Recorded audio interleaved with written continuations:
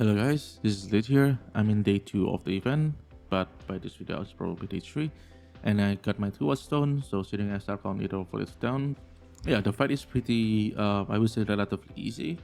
And the sitting are probably way harder because of Toss on Sun phase, but I don't know.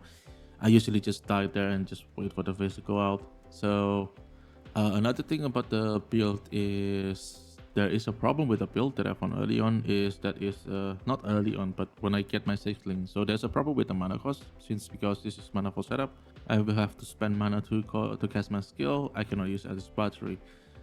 So the way to fix this is using the minus mana cost craft and on the amulet on the ring, or you can craft mana reservation on helmet, and you can also add this Eldritch implicit on the helmet, which reduces mana cost and also mana reservations. And there is also minus reduced mana cost craft on the flask, which will be great if we can get one on the Katarina. And if you unlucky like me, I from the fail, I from the betrayal, I do not get any of the mana, any of the craft. So what I did is I moved my mana fort setup to the sixling.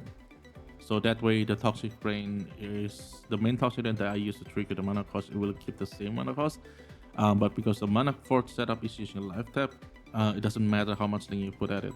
The life cost is pretty negligible. I don't think that's that big of a deal. So the last thing I want to talk about is Sentinel. I play with it a lot. I'm having fun with it.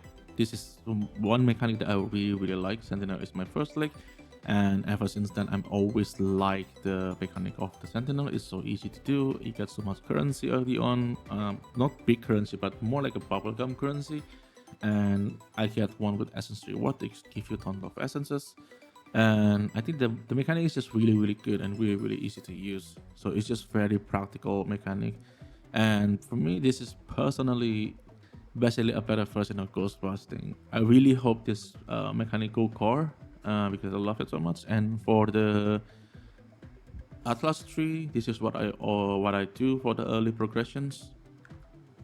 I'm basically just pathing straight toward the wandering path. The expedition and essences is optional. You can choose whatever mechanic you want, and this is the mechanic that I found works with wandering path very well. And the most important part, you want the adjacent node, this node bottom here, so you can get the 100% chance for getting the additional connector map. So this is the tree that I will do until I complete all the 2 stones, and until I finish the my progressions, at least most of them. If I get like most of them done, I will spec out of this and move into like whatever currency that I usually do on a league start. Usually it's a blight, but I think I will make a separate video about that one later on. And yeah, so this is the recap of day 1 and 2. So the build works. The mana forts made the DPS very stable. Sentinel's mechanic is really good. I'm having fun with it. Hopefully it's a good core, and I see you guys on the next video.